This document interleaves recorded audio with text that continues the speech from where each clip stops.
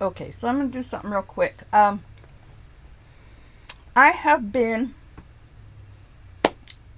I have watched The Red Shoes, and then I stopped and I watched something else.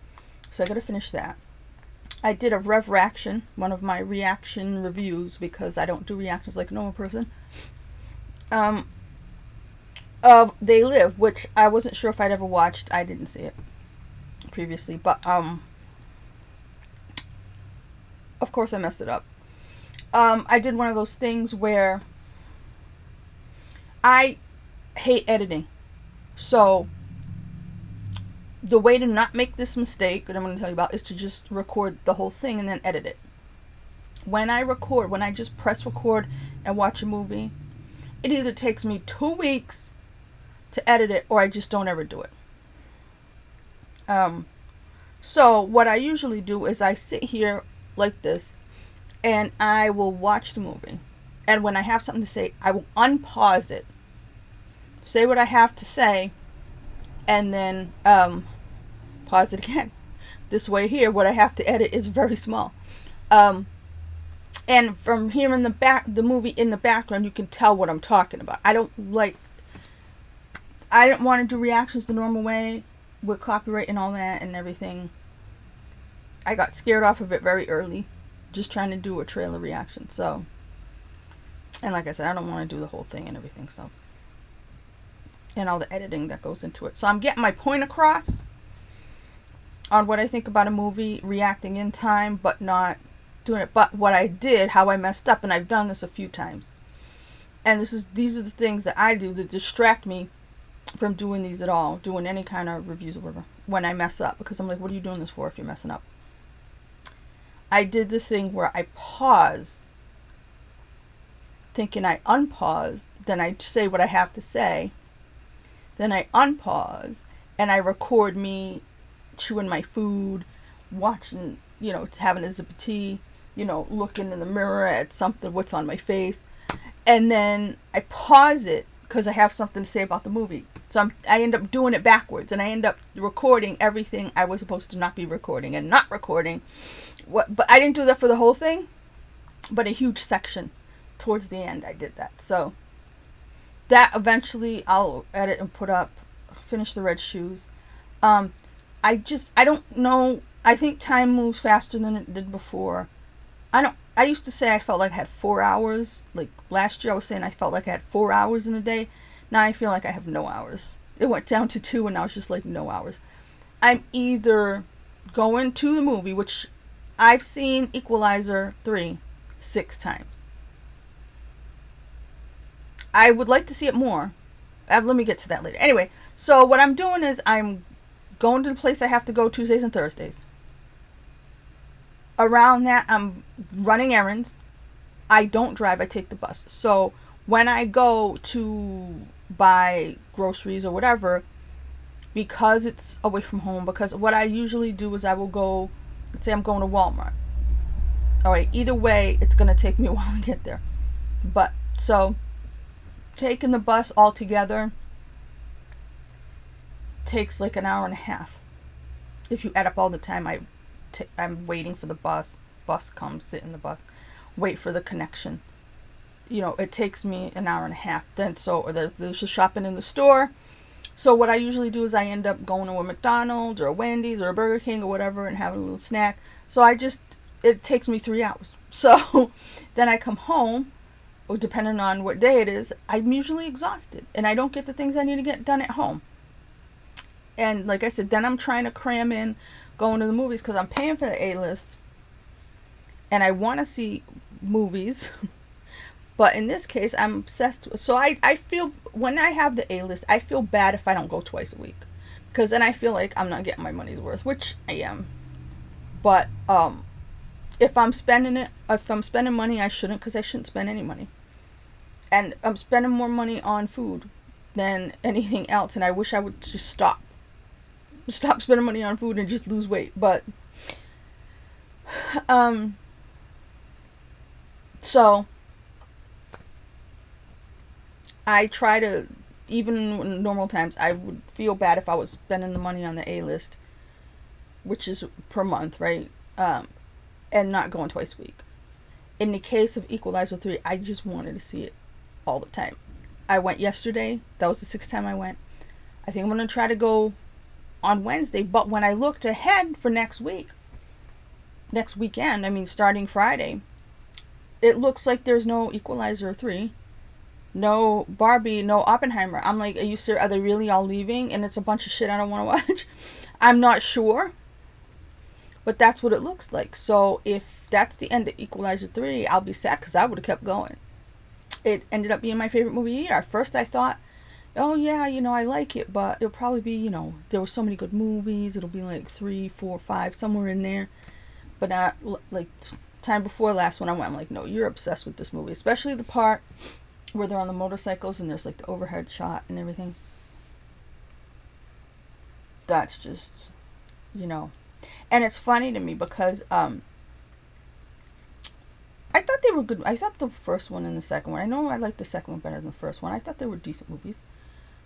But I went into this 2003 year movies looking so forward to John Wick 4. And I end up, Equalizer 3 is my favorite movie of the year. And I didn't like John Wick 4 at all. And it's funny because I haven't been paying attention to that stuff. Every once in a while, something will break through. So I heard that, I read I skimmed the thing about, something said that Keanu and Chad, the director, which, because he put that intentional pee break in the movie and it ticked me off because I thought that was really awful. I thought I should start just, like, if I ever talk about his movies again, I should just call him Pee Break. And he's supposed to still be making Highlander with Henry Cavill, who I used to be a fan of Cavill. Don't like Cavill anymore. I was like, what would I call him? I was like, Beef. And because I was thinking of meat. You know what I mean? A hunk of meat. Right? And then I thought Beef. And it reminded me of Beef from Phantom of the Paradise. So in my mind, I'm going to think of them as Pee Break and Beef are making Highlander still. But whatever. So yeah. So anyway, I saw this thing where it said that Keanu and Chad, I think the third one is the weak one. Parabellum. That's the one I liked. I liked it had a subtitle. So I'm confused because I thought it was the best by far. And I already said I felt like because I hated 4 and so many people loved, the real fans, not me, loved 4, that I don't belong as a fan of these movies. There are fandoms all over the place, and I get that. And I don't even know that it's the fans. I know that it's when watching or reading interviews or watching interviews where these people, is just like, whatever they were doing isn't what I look for in movies. I don't think whatever they're intending to make isn't what I look for, which is so weird because that's why I think it keeps sticking with me, and I keep having to say something because I'm just like, I'm still flabbergasted that I didn't love it, because I thought that would end up being my favorite movie of the year. I didn't even think I was going to go to that many movies this year, the way 2023 started. A lot changed for me personally in the world and stuff like that. Everything keeps getting worse and worse. Yeah, and I don't do those kind of videos that much anymore. But I should. I should get back to talking about real life. There's a reason I don't. It's because of where I go on Tuesdays and Thursdays. But, yeah, so I feel like I have no right, or I didn't have a right considering myself a fan of the John Wick movies, because I should have waited. You know what I mean? And I didn't have any business spending that much time on it, because clearly now it's obvious to me that whatever I look for in a movie when I'm watching it is not what these people intended when they were making it. I know they have different, just from hearing them talk and stuff, they have different favorites and stuff like that than me, but I thought there was like a universal kind of what is quality, what isn't quality. But yeah, so also in this thing it said that he did a director's cut, but it's like 10 more minutes or 15 more minutes, and it's a thing with the tracker, which I give no shit about the tracker, and some comedy bit with some lady, and I'm just like, yeah, that's what I don't like already. So I'm not interested in that. I mean, if they did that, what was it, 3 hour 45 minute that I would watch. But if it's just a couple more minutes of stuff I already don't like, yeah, it's weird to me because, like I said, I was really looking forward to Highlander at one point because I was a fan of Cavill, and you know, I knew it was the director of John Wick 3, which I liked a lot. It's just so weird. I don't think I've ever had such a turnaround on something like that before. That's why it's sticking with me. It's like there's something gnawing at me about it. Like, what happened there? But yeah, so that Equalizer 3 is my favorite. It just flips everything upside down because a lot of people equate them, and I'm like, they're totally different. I mean, if you go to a movie and you're so busy chewing popcorn that you don't listen to the dialogue and you don't care about the story at all, everybody can look at the visuals and everybody can say cinematography and everybody can talk about fight choreography and shit like that. And like I said, the not fights, the action scenes, the violence in Equalizer, because it's not stunts, it's not a bunch of fight. I mean, obviously there's stunt coordinators and fight choreographers and stuff like that on everything, but it's not that. Whatever John Wick is, with all the jujitsu and gung fu and stuff, this is not that. This is somebody with special training who kills people. Equalizer 3. And there were so many echoes to The Godfather. I love it to bits. I love it to bits. It's in Italy, like I said. I love all the villains. The more I watch it, the more I really appreciate the lead villain, the Vincenzo character. What's his name? Andrea Scarduzio or something. Scarduzio. I don't know him from anything else. But the more I watch it, the more I like him. And I've been trying to collate. As I go, I'm going to start making my own cheat sheet for who I would nominate. Now, I would nominate this man, Andrea, for Best Supporting Actor. I already had the guy from Covenant in there. I think his name was Dar Salim. I don't know how to pronounce that right, if I'm pronouncing it wrong. Who else? Obviously, I mean, they have Ryan Gosling in supporting. I think Ryan Gosling is a lead actor. So I put Ryan Gosling in lead actor with Cillian Murphy. I put RDJ and Jason Clarke and those kind of people in supporting. But I'm going to make a running list on my live journal, which I still have. I am in the process of updating my backwards list. Like, this is how far behind I am. So I've got a lot of stuff I got to do. But my real life is even more behind, because I hate real life. And it's no friend of mine. So I'm trying to hang in there. Who knows what's going to happen. I know a lot of movies got pushed to 2/24, which is stupid. Things like Dune. Because I don't know if it's because they can't promote, and there's this whole thing with Drew Barrymore. And I'm the kind of person who's like, well, she's just going to talk to people, how she's being a scab. No, I just don't think the way the world thinks right now. And I know that. And I said I was old. And I said I age out. But I'm still alive. And I'm still going to say my piece. I still think I know what quality is. You know, because as a let's say, person who watched Dance Fever or the Olympics and figure skating and stuff, I know there's a technical score. And there's style scores. So, for me, style can be substance, but when I talk about movies and I say quality, I'm saying, okay, whether you and I like it or not, whether we agree on if it's our favorite or not, because I say favorite when I mean favorite, and then I say best when I mean best. Sometimes I may elevate my favorites to best status, but quality, it should be universal. And when I get confused is when I'm disagreeing with people on quality. And not, oh, is it your favorite or is it my favorite? Or, well, I like it because and you like it because and I don't like it because. When quality there should be like a normal technical score for what quality is when we're talking about Oscars and stuff. So, for me, even if a performance is in a movie that the Oscars wouldn't pay attention to, if it's of a certain caliber, I talk about it in terms of this is Oscar quality. I think this person deserves an Oscar. Or should be nominated. You know what I mean? Because that's quality.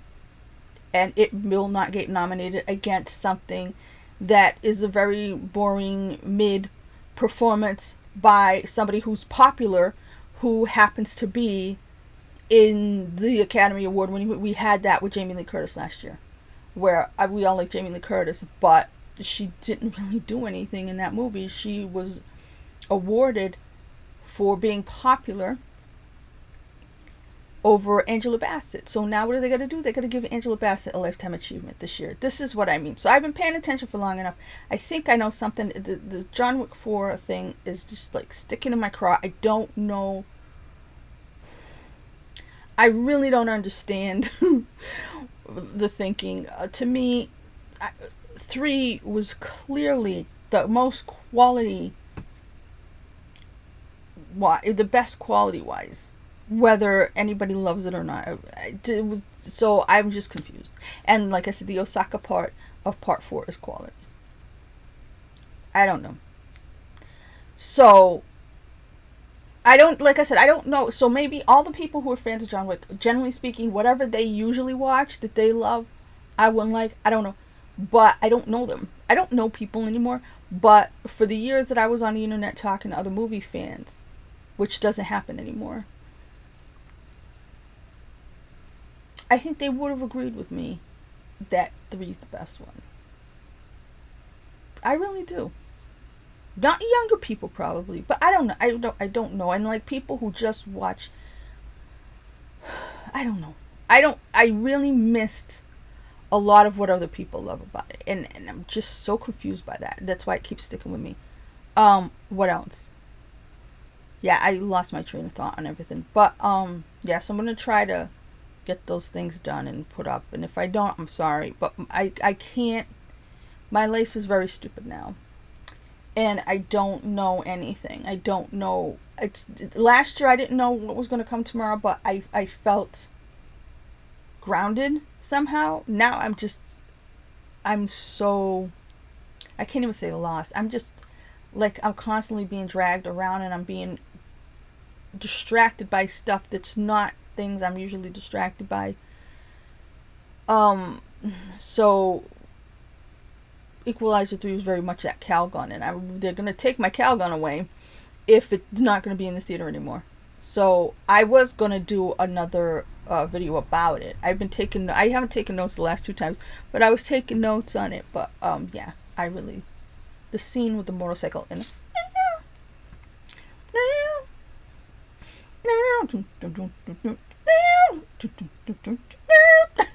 that's my favorite thing. I'm obsessed with that. And then, it's just so much. Anyway, yeah, one of these days I'll do a video on that. But yeah, I hope things get better for all of us. But I don't know. I'm just going to put this up quickly. I don't think I'll fix the sound. I'm just going to put it up.